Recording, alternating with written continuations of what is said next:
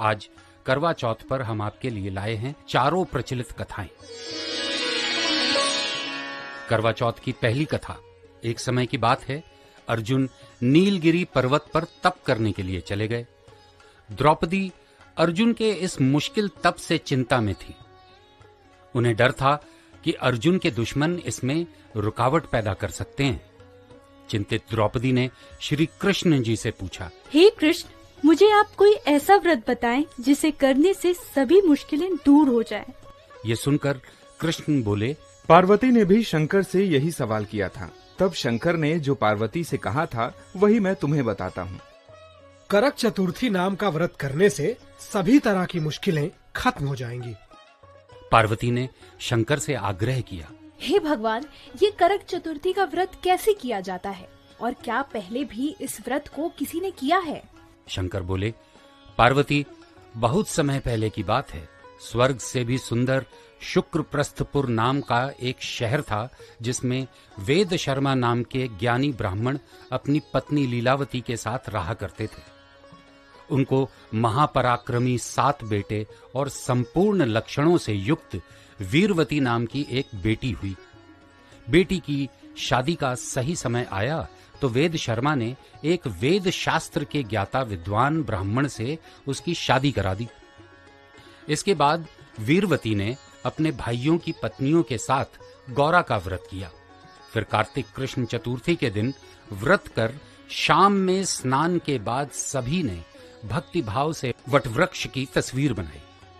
इसके नीचे शंकर, गणेश और कार्तिकेय के साथ साथ पार्वती का भी चित्र बनाया और ओम नमः शिवाय इस मंत्र तथा गंध, पुष्प और अक्षत आदि से गौरी जी की पूजा की।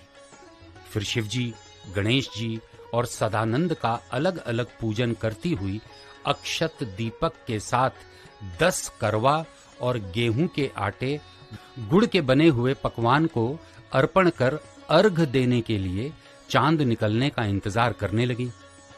इस बीच वीरवती भूख और प्यास से बेहोश होकर गिर पड़ी। उसके भाई परेशान हो गए। उन्होंने वीरवती को उठाया। बहन के प्रेम में एक भाई वटवृक्ष पर चढ़ गया। जलती लकड़ी से उसने ऐसा छलावा किया जैसे चांद निकल आया हो। वीरवती ने उसे ही असल चांद मान लिया, अर्घ दिया और खाना खा लिया।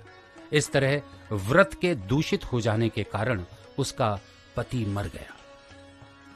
अपने पति को मरा देखकर वीरवती ने एक बार फिर से शिव जी की पूजा की। ये पूजा बिना कुछ खाए 1 साल तक की।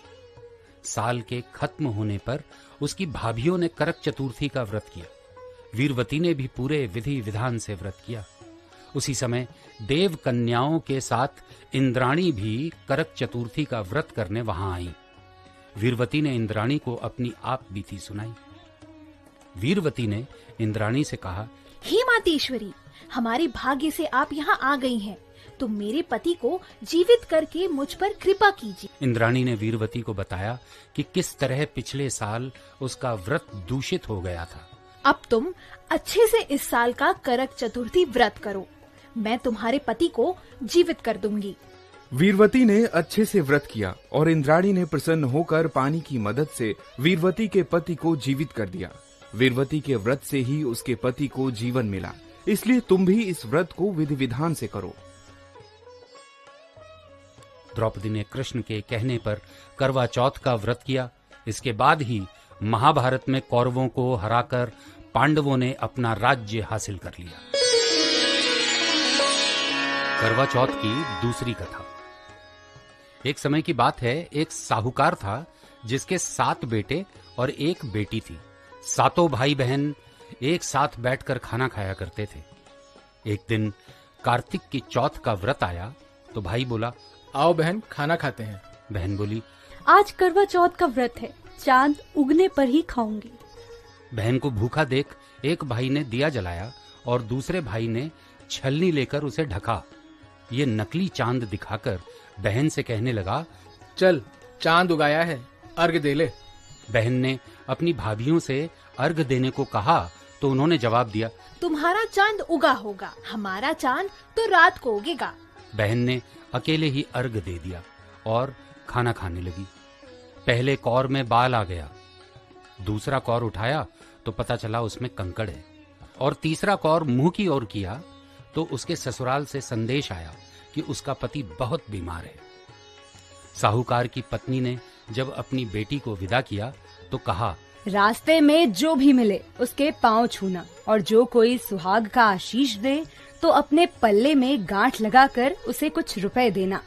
रास्ते में जो भी मिला उसने उसके पैर छुए, लेकिन यही आशीष मिला कि तुम 7 भाइयों की बहन हो, तुम्हारे भाई सुखी रहें और तुम उनके सुख देखो। सुहाग का आशीष किसी ने भी नहीं दिया। वह ससुराल पहुंची तो दरवाजे पर उसकी छोटी ननद खड़ी थी। वह उसके भी पांव लगी तो उसने कहा, सुहागन रहो, सपूती हो। यह सुनते ही उसने अपने पल्ले में गांठ बांधी और ननद को एक सोने का सिक्का दिया। भीतर गई तो सासू ने कहा कि पति धरती पर पड़ा है। साहूकार की बेटी पति के पास जाकर उसकी सेवा करने बैठ गई। समय बीतता गया और मार्गशीर्ष की चौथ आ गई। करवा ले, भाइयों की प्यारी करवा ले। साहूकार की बेटी ने कहा, हे माता, आपने मुझे उजाड़ा है तो आप ही मेरा उद्धार करें, आपको मेरा सुहाग देना पड़ेगा। तब चौथ माता ने बताया कि पौष की माता मुझसे भी बड़ी है, उसे ही सब कहना, वही तुम्हारा सुहाग वापस देंगी। पौष की चौथ आकर चली गई, माघ की भी चली गई, फागुन की चौथ भी आकर चली गई। चैत्र, बैसाख, जेठ, आषाढ़, श्रावण और भादों की सभी चौथ माताएं आईं और यही कहकर चली गईं कि आगे आने वाली को कहना। असौज की चौथ आई, तुम पर कार्तिक की चौथ नाराज है, उसी ने तुम्हारा सुहाग लिया है और वही वापस कर सकती है। वही आएंगी तो पांव पकड़कर विनती करना। जब कार्तिक की चौथ आई तो गुस्से से बोली, भाइयों की प्यारी करवा ले, दिन में चांद उगाने वाली करवा ले, व्रत खंडित करने वाली करवा ले, भूखी करवा ले। चौथ माता को देखकर साहूकार की बेटी उनके पांव पर गिड़गिड़ाने लगी और बोली, हे चौथ माता, मेरा सुहाग तुम्हारे हाथों में है, आप ही मुझे सुहागिन करें। जो मुझसे भूल हुई उसे क्षमा कर दे। चौथ माता ने प्रसन्न होकर आंखों से काजल, नाखूनों में से मेहंदी और अपने टीके में रोली लेकर छोटी उंगली से उसके पति पर छिड़क दिया और वह उठकर बैठ गया और बोला, वाह क्या सोया हूं आज मैं। वह बोली, क्या सोए, मुझे तो 12 महीने हो गए, अब जाकर चौथ माता ने मेरे सुहाग को लौटाया है। तब उसने कहा कि जल्दी से माता का पूजन करो। तब से सारे गांव में यह बात प्रसिद्ध होती गई कि जब स्त्रियां चौथ का व्रत करें तो सुहाग अटल रहेगा। जिस तरह से साहूकार की बेटी को सुहाग मिला, उसी तरह से चौथ माता सबको सुहागिन रखें, यही करवा चौथ के उपवास की सनातनी महिमा है। करवा चौथ की तीसरी कथा। प्राचीन काल में करवा नाम की एक पतिव्रता स्त्री थी। वो अपने पति के साथ नदी किनारे एक गांव में रहा करती थी। कार्तिक मास के कृष्ण पक्ष की चतुर्थी के दिन उसका पति नदी में नहाने गया। नहाते समय एक मगरमच्छ ने उसका पैर पकड़ लिया। वह करवा करवा नाम लेकर मदद के लिए पुकारने लगा। उसकी आवाज सुनकर उसकी पत्नी दौड़कर आई और उसने मगरमच्छ को एक कच्चे धागे से बांध दिया और उसे लेकर वह यमराज के यहाँ पहुंच गई। वो यमराज से बोली, भगवान, मगरमच्छ ने मेरे पति का पैर पकड़ लिया है। इस अपराध में आप अपने बल से इस मगरमच्छ को नर्क में ले जाओ। अभी मगरमच्छ की उम्र लंबी है, मैं उसे नहीं मार सकता। आप ऐसा नहीं करेंगे तो मैं आपको श्राप देकर खत्म कर दूंगी। यह सुन यमराज डर गए और मगरमच्छ को उन्होंने यमपुरी भेज दिया और करवा के पति को दीर्घायु होने का वरदान दिया। उसी दिन से यह करवा चौथ मनाई जाती है और सुहागिन स्त्रियां व्रत रखती हैं। हे करवा माता, जैसे तुमने अपने पति की रक्षा की है, वैसे ही सबके पतियों की भी रक्षा करना। करवा चौथ की चौथी कथा। एक ब्राह्मण परिवार में 7 बहुएं थीं। 6 बहुओं के मायके वाले बहुत अमीर थे। इसी कारण ससुराल में उनका बड़ा मान था।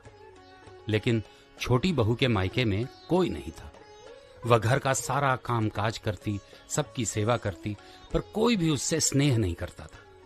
तीज त्योहार पर भी जब उसके मायके से कोई ना आता तो वह बहुत दुखी होती थी। हर साल की तरह इस साल भी करवा चौथ का व्रत आया। अन्य बहुओं के मायके से उनके भाई करवा लेकर आए, पर छोटी बहू के मायके में कोई होता तब तो करवा लाता। सासू भी छोटी को ही खरी खोटी सुनाया करती थी। वह दुखी होकर घर से निकल पड़ी और जंगल में जाकर रोने लगी। एक नाग बहुत देर से उसका रोना सुन रहा था। अंत में वह अपने बिल से निकला और पूछा, बेटी क्या बात है, तुम क्यों रो रही हो? आज करवा चौथ है, मेरा कोई भाई नहीं है। यदि मेरा कोई भाई होता तो आज जरूर करवा लेकर आता। बेटी तुम घर चलो, मैं अभी करवा लेकर आता हूँ। थोड़ी देर बाद नाग उसके ससुराल पहुंचा। ससुराल वाले इतना सामान देखकर चकित हो गए। सासू भी खुश हो गई। उसने खुश मन से छोटी बहू को नाग देवता के साथ भेज दिया। नाग देवता ने छोटी बहू को अपना सारा महल दिखाया और कहा, जितने दिन चाहे आराम से रहो, मन चाहा खाओ, मन चाहा पहनो, पर एक बात याद रखना, सामने रखी नांद को कभी मत खोलना। छोटी बहू सारा समय महल में आराम से रहती, पर नांद के बारे में उसकी उत्सुकता बढ़ती जाती। एक दिन जब घर में कोई नहीं था, तब उसने नांद को उठाकर देखा तो पाया हजारों छोटे छोटे सांप के बच्चे इधर उधर रेंग रहे थे। उसने जल्दी ही नांद ढक दिया, लेकिन जल्दी में एक सांप की पूंछ नांद के नीचे आकर कट गई। शाम को नाग के आने पर छोटी बहू ने अपनी गलती स्वीकार कर ली। नाग ने उसे क्षमा कर दिया। जब छोटी बहू ने ससुराल जाने की इच्छा व्यक्त की तो उसे धन रत्न आदि देकर विदा किया। छोटी बहू के ससुराल में तब उसकी बड़ी इज्जत होने लगी। जिस सांप की पूंछ कटी थी उसे सब बंडा कहकर तंग किया करते थे। एक दिन उसने अपनी माँ से पूछा, मेरी पूंछ कैसे कटी? छोटी बहू के नाद उठाने की जल्दी में ही तुम्हारी पूंछ कटी थी। वह बोला कि मैं छोटी बहू से बदला लूंगा। माँ के बहुत समझाने पर भी वह एक दिन चुपचाप छोटी बहू के घर जा छुपा और मौका पाकर उसे काटने की सोचने लगा। वहां छोटी बहू और उसकी सासू में किसी बात पर बहस हो रही थी। तब बंडा ने छोटी बहू को कसम खाते हुए सुना। वह कह रही थी, मुझे बंडा भैया से प्यारा कोई नहीं है। उन्हीं की कसम खाकर कहती हूँ कि मैंने कोई गलती नहीं की है। बंडा ने जब सुना तो सोचने लगा कि जो मुझसे इतना प्यार करती है, मैं उसे ही काटने आया हूँ। वह चुपचाप वापस चला गया। माँ ने पूछा, आ गए बहन से बदला लेकर? बहन से कैसा बदला माँ? तभी से बंडा प्रतिवर्ष चौथ के दिन करवा लेकर जाता और बहन बड़े प्यार से करवा चौथ का व्रत करती। तो ये थी करवा चौथ की 4 व्रत कथाएं।